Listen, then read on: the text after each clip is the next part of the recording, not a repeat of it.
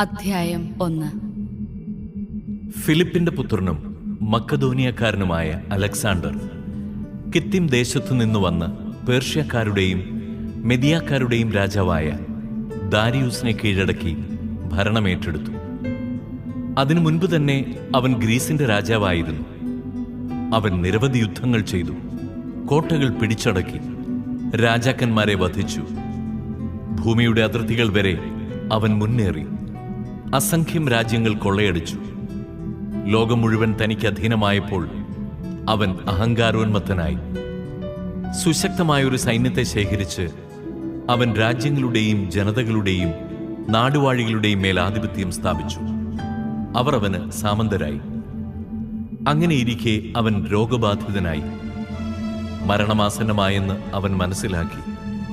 ചെറുപ്പം മുതലേ തന്റെ പാർശ്വവർത്തികളായിരുന്ന സമുന്നതരായ സേനാധിപന്മാരെ വിളിച്ചു വരുത്തി അവർക്ക് താൻ മരിക്കുന്നതിനു മുൻപ് അവൻ രാജ്യം വിഭജിച്ചു കൊടുത്തു. 12 വർഷത്തെ ഭരണത്തിനു ശേഷം അലക്സാണ്ടർ മരണമടഞ്ഞു. സേനാധിപന്മാർ താന്താങ്ങളുടെ പ്രദേശങ്ങളിൽ ഭരണം തുടങ്ങി. അലക്സാണ്ടറുടെ മരണത്തിനു ശേഷം അവർ സ്വയം കിരീടം ധരിച്ച് രാജാക്കന്മാരായി. അനേക വർഷത്തേക്ക് അവരുടെ പുത്രന്മാരും ആ രീതി തുടർന്നു. അവർ മൂലം ഭൂമിയിൽ ദുരിതങ്ങൾ പെരുകി. അവരുടെ വംശത്തിൽപ്പെട്ട അന്തിയോക്കസ് രാജാവിന്റെ പുത്രനായി തിന്മയുടെ വേരായ അന്തിയോക്കസ് എപ്പിഫാനസ് ജനിച്ചു. ഗ്രീക്ക് സാമ്രാജ്യം സ്ഥാപിതമായതിന്റെ 137 വർഷം ഭരണമേൽക്കുന്നതിനു മുൻപ് അവൻ റോമായിൽ തടവിലായിരുന്നു. അക്കാലത്ത് നിയമനിഷേധകരായ ചിലർ മുൻപോട്ട് വന്ന് ഇസ്രായേലിൽ അനേകം പേരെ വഴിതെറ്റിക്കും വിധം പറഞ്ഞു, ചുറ്റുമുള്ള വിജാതീയരുമായി നമുക്ക് ഉടമ്പടി ചെയ്യാം. കാരണം അവരിൽ നിന്ന് പിരിഞ്ഞതിൽ പിന്നെ വളരെയേറെ അനർത്ഥങ്ങൾ നമുക്ക് ഭവിച്ചിരിക്കുന്നു. ഈ നിർദ്ദേശം അവർക്ക് ഇഷ്ടപ്പെട്ടു. കുറെ ആളുകൾ താൽപര്യപൂർവ്വം രാജാവിന്റെ അടുക്കലെത്തി. വിജാതീയരുടെ ആചാരങ്ങൾ അനുഷ്ഠിക്കാൻ അവൻ അവർക്ക് അനുവാദം നൽകി. അവർ ജെറുസലേമിൽ വിജാതീയ രീതിയിലുള്ള ഒരു കായികാഭ്യാസ കളരി സ്ഥാപിച്ചു. പരിച്ഛേദനത്തിന്റെ അടയാളങ്ങൾ അവർ മായിച്ചു കളഞ്ഞു. വിശുദ്ധ ഉടമ്പടി പരിത്യജിച്ചു. വിജാതീയരോട് ചേർന്ന് ദുഷ്കൃത്യങ്ങളിൽ മുഴുകുകയും ചെയ്തു. രാജ്യം തന്റെ കയ്യിൽ ഭദ്രമായി എന്ന് കണ്ട് ഈജിപ്തിന്റെ കൂടി രാജാവാകാൻ അന്തിയോക്കസ് തീരുമാനിച്ചു. ഇരു രാജ്യങ്ങളുടെയും അധിപനാകാനായിരുന്നു അവന്റെ മോഹം. രഥങ്ങളും ആനകളും കുതിരപ്പട്ടാളവും വലിയൊരു കപ്പൽ പടയും അടങ്ങിയ സുശക്തമായ സൈന്യത്തോടെ അവൻ ഈജിപ്തിനെ ആക്രമിച്ചു. ഈജിപ്ത് രാജാവായ ടോളമിയുമായി അവൻ ഏറ്റുമുട്ടി. ടോളമി പിന്തിരിഞ്ഞോടി. വളരെ പേർ മുറിവേറ്റു വീണു. ഈജിപ്തിലെ സുരക്ഷിത നഗരങ്ങൾ അവൻ പിടിച്ചടക്കി. ഈജിപ്ത് ദേശം കൊള്ളയടിച്ചു. 143 ആണ്ടിൽ ഈജിപ്ത് കീഴടക്കിയതിനു ശേഷം അന്തിയോക്കസ് മടങ്ങി. ഇസ്രായേലിനെതിരെ ശക്തമായൊരു സൈന്യവുമായി പുറപ്പെട്ട് അവൻ ജെറുസലേമിലെത്തി. അവൻ ഔദ്ധിത്യത്തോടെ വിശുദ്ധ സ്ഥലത്ത് പ്രവേശിച്ച് സുവർണ ബലിപീഠവും വിളക്കുകാലുകളും അവിടെയുണ്ടായിരുന്ന എല്ലാ ഉപകരണങ്ങളും കൈവശമാക്കി. തിരുസാന്നിധ്യ അപ്പത്തിന്റെ മേശയും പാനീയ ബലിക്കുള്ള ചഷകങ്ങളും കോപ്പകളും സുവർണ ധൂപകലശങ്ങളും തിരശീലയും കിരീടങ്ങളും ദേവാലയ പൂമുഖത്തെ കനകവിധാനങ്ങളും എല്ലാം അവൻ കൊള്ളയടിച്ചു. അവിടെയുണ്ടായിരുന്ന വെള്ളിയും സ്വർണവും വിലപിടിച്ച പാത്രങ്ങളും കൈവശപ്പെടുത്തി. ഒളിച്ചുവെച്ചിരുന്ന നിധികളിൽ കണ്ടെത്തിയതെല്ലാം അവൻ കൈക്കലാക്കി. അവയും കൊണ്ട് അവൻ സ്വദേശത്തേക്ക് മടങ്ങി. അവൻ ഏറെ രക്തം ചൊരിഞ്ഞു. അവന്റെ സംസാരത്തിൽ അഹങ്കാരം മുറ്റിനിന്നു. ഇസ്രായേൽ സമൂഹങ്ങളെല്ലാം തീവ്ര ദുഃഖത്തിലാണ്ടു. ഭരണാധിപന്മാരിലും പ്രമാണികളിലും നിന്ന് ദീനരോദനമുയർന്നു. യുവതീ യുവാക്കന്മാർ തളർന്നവശരായി. സ്ത്രീകളുടെ സൗന്ദര്യത്തിന് മങ്ങലേറ്റു. മണവാളൻ വിലപിച്ചു. മണവറയിൽ മണവാട്ടി പ്രലപിച്ചു. ദേശം പോലും അതിലെ നിവാസികളെ പ്രതി വിറപൂണ്ടു. യാക്കോബിന്റെ ഭവനം ലജ്ജാവൃതമായി.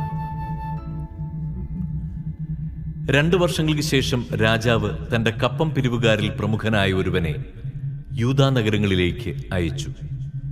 വലിയൊരു സൈന്യവുമായി അവൻ ജെറുസലേമിലെത്തി. അവൻ ചതിവായി അവരോട് സമാധാനത്തിന്റെ ഭാഷയിൽ സംസാരിച്ചു. അവർ അവനെ വിശ്വസിച്ചു. എന്നാൽ അവൻ പെട്ടെന്ന് നഗരം ആക്രമിച്ച് കനത്ത ആഘാതമേൽപ്പിക്കുകയും അനേകം ഇസ്രായേൽക്കാരെ നശിപ്പിക്കുകയും ചെയ്തു. അവൻ നഗരം കൊള്ളയടിച്ചു, അതിനെ അഗ്നിക്കിരയാക്കി. അതിലെ വീടുകളും നഗരഭിത്തികളും തകർത്തു. അവർ സ്ത്രീകളെയും കുഞ്ഞുങ്ങളെയും തടവുകാരാക്കി. കന്നുകാലികളെ കവർച്ച ചെയ്തു. ഉറപ്പുള്ള വലിയൊരു മതിലും ബലമേറിയ ഗോപുരങ്ങളും പണിത് ദാവീദിന്റെ നഗരത്തെ അവർ സുശക്തമാക്കി. അത് അവരുടെ സങ്കേതമായി തീർന്നു. ദുഷ്ടരും അധർമ്മികളുമായ ഒരു വിഭാഗം ആളുകളെ അവർ അവിടെ താമസിപ്പിച്ചു. അവർ അവിടെ നിലയുറപ്പിച്ചു. അവർ ആയുധങ്ങളും ഭക്ഷ്യപദാർത്ഥങ്ങളും ജെറുസലേമിൽ നിന്ന് ശേഖരിച്ച കവർച്ച വസ്തുക്കളും അവിടെ സംഭരിച്ചു. അങ്ങനെ അവർ ഒരു കെണിയായി. അത് വിശുദ്ധ സ്ഥലത്തെ ആക്രമിക്കാനുള്ള ഒളിസ്ഥലമായി മാറി. ഇസ്രായേലിനെ നിരന്തരം അലട്ടുന്ന ദുഷ്ടപ്രതിയോഗിയും വിശുദ്ധ സ്ഥലത്തിനു ചുറ്റും അവർ നിഷ്കളങ്ക രക്തം ചിന്തി. വിശുദ്ധ സ്ഥലം അശുദ്ധമാക്കുക പോലും ചെയ്തു. ജെറുസലേം നിവാസികൾ അവരെ ഭയന്ന് ഓടിപ്പോയി.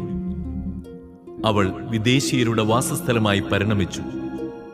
സ്വസന്താനങ്ങൾക്ക് അവൾ അന്യയായി. സ്വന്തം മക്കൾ അവളെ ഉപേക്ഷിച്ചു. അവളുടെ വിശുദ്ധ സ്ഥലം മരുഭൂമിക്ക് തുല്യം വിജനമായി. തിരുനാളുകൾ വിലാപദിനങ്ങളായി മാറി.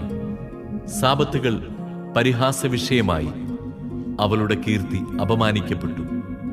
അപകീർത്തി മുൻ മഹത്വത്തിനൊപ്പം അവളെ ചുറ്റിനിന്നു. അവളുടെ ഔന്നത്യം വിലാപത്തിന് വഴിമാറി. സ്വന്തം ആചാരങ്ങൾ ഉപേക്ഷിച്ച് എല്ലാവരും ഒരു ജനതയായി തീരണമെന്ന് രാജാവ് രാജ്യത്തെങ്ങും കൽപ്പന വിളംബരം ചെയ്തു. വിജാതീയരെല്ലാം രാജകൽപ്പന സ്വാഗതം ചെയ്തു. ഇസ്രായേലിൽ നിന്ന് പോലും വളരെ പേർ അവന്റെ ഇംഗിതം സസന്തോഷം സ്വീകരിച്ചു. അവർ വിഗ്രഹങ്ങൾക്ക് ബലി സമർപ്പിക്കുകയും സാബത്ത് അശുദ്ധമാക്കുകയും ചെയ്തു. രാജാവ് ജെറുസലേമിലേക്കും യൂദാ നഗരങ്ങളിലേക്കും ദൂതന്മാർ വശം കത്തുകൾ അയച്ചു. സ്വന്തം നാടിന് അന്യമായ ആചാരങ്ങൾ അനുഷ്ഠിക്കാൻ അവൻ ആജ്ഞാപിച്ചു. വിശുദ്ധ സ്ഥലത്ത് ദഹനബലികളും പാനീയബലികളും ഇതര ബലികളും അവൻ നിരോധിച്ചു. സാബത്തുകളും തിരുനാളുകളും അശുദ്ധമാക്കണമെന്നും വിശുദ്ധ സ്ഥലത്തെയും പുരോഹിതന്മാരെയും കളങ്കപ്പെടുത്തണമെന്നും വിഗ്രഹങ്ങൾക്ക് ബലിപീഠങ്ങളും ക്ഷേത്രങ്ങളും കാവുകളും നിർമ്മിക്കണമെന്നും പന്നികളെയും അശുദ്ധമൃഗങ്ങളെയും ബലിയർപ്പിക്കണമെന്നും അവൻ കൽപ്പിച്ചു. പരിച്ഛേദനം നിരോധിച്ചു. അവർ നിയമം വിസ്മരിക്കുകയും ചട്ടങ്ങൾ വികലമാക്കുകയും ചെയ്യേണ്ടതിന് അവിശുദ്ധവും മലിനവുമായ എല്ലാവിധ പ്രവൃത്തികളിലും ഏർപ്പെട്ട് തങ്ങളെ തന്നെ നികൃഷ്ടരാക്കണമെന്നും അവൻ നിർദ്ദേശിച്ചു. രാജകൽപ്പന അനുസരിക്കാത്ത ഏവനും മരിക്കണം. ഇങ്ങനെ അവൻ രാജ്യത്തെങ്ങും വിജ്ഞാപനം ചെയ്തു. എല്ലാ ജനങ്ങളുടെയും മേൽ പരിശോധകരെ നിയമിച്ചു. യൂദായിലെ നഗരങ്ങൾ തവണ വെച്ച് ബലിയർപ്പിക്കണമെന്ന് കൽപ്പിക്കുകയും ചെയ്തു. നിയമം ഉപേക്ഷിച്ച വളരെ പേർ അവരോട് ചേർന്ന് നാട്ടിലെങ്ങും തിന്മ പ്രവർത്തിച്ചു. ഇസ്രായേൽക്കാർ അഭയസ്ഥാനങ്ങളിൽ ഒളിക്കുന്നതിന് ഇത് ഇടയാക്കി. 145 വർഷത്തിൽ കിസ്ലേവ് മാസം 15 ദിവസം ദഹനബലിപീഠത്തിന്മേൽ അവർ വിനാശത്തിന്റെ മ്ലേച്ഛവസ്തു പ്രതിഷ്ഠിച്ചു. ചുറ്റുമുള്ള യൂദാ നഗരങ്ങളിലും അവർ ബലിപീഠങ്ങൾ നിർമ്മിച്ചു. വീടുകളുടെ വാതിലുകളിലും തെരുവീഥികളിലും അവർ ധൂപമർപ്പിച്ചു. കിട്ടിയ നിയമഗ്രന്ഥങ്ങൾ കീറി തീയിലിട്ടു. ഉടമ്പടി ഗ്രന്ഥം കൈവശം വയ്ക്കുകയോ നിയമത്തോട് കൂറു പുലർത്തുകയോ ചെയ്യുന്നവൻ രാജശാസനപ്രകാരം മരണത്തിന് അർഹനായിരുന്നു. നഗരങ്ങളിൽ ഇങ്ങനെ പിടിക്കപ്പെട്ട ഇസ്രായേൽക്കാരുടെ മേൽ അവർ മാസം തോറും ശിക്ഷാവിധി നടപ്പാക്കിയിരുന്നു. ദഹനബലിപീഠത്തിന് മുകളിൽ സ്ഥാപിച്ച പീഠത്തിൽ മാസത്തിന്റെ 25 ദിവസം അവർ ബലിയർപ്പിച്ചു. പുത്രന്മാരെ പരിച്ഛേദനം ചെയ്യിച്ച സ്ത്രീകളെ രാജകൽപ്പന പ്രകാരം അവർ വധിച്ചു. അവരുടെ കുടുംബാംഗങ്ങളും പരിച്ഛേദനം ചെയ്തവരും വധിക്കപ്പെട്ടു. ശിശുക്കളെ തള്ളമാരുടെ കഴുത്തിൽ തൂക്കിക്കൊന്നു. എങ്കിലും ഇസ്രായേലിൽ വളരെ പേർ അചഞ്ചലരായി നിന്നു. അശുദ്ധ ഭക്ഷണം കഴിക്കുകയില്ലെന്ന് അവർ ദൃഢനിശ്ചയം ചെയ്തു. ഭക്ഷണത്താൽ മലിനരാകുകയോ വിശുദ്ധ ഉടമ്പടി അശുദ്ധമാക്കുകയോ ചെയ്യുന്നതിനേക്കാൾ മരിക്കാൻ അവർ സന്നദ്ധരായി. അവർ മരണം വരിക്കുകയും ചെയ്തു. ഇസ്രായേലിന്റെ മേൽ അത്യുഗ്രമായ ക്രോധം നിബദിച്ചു.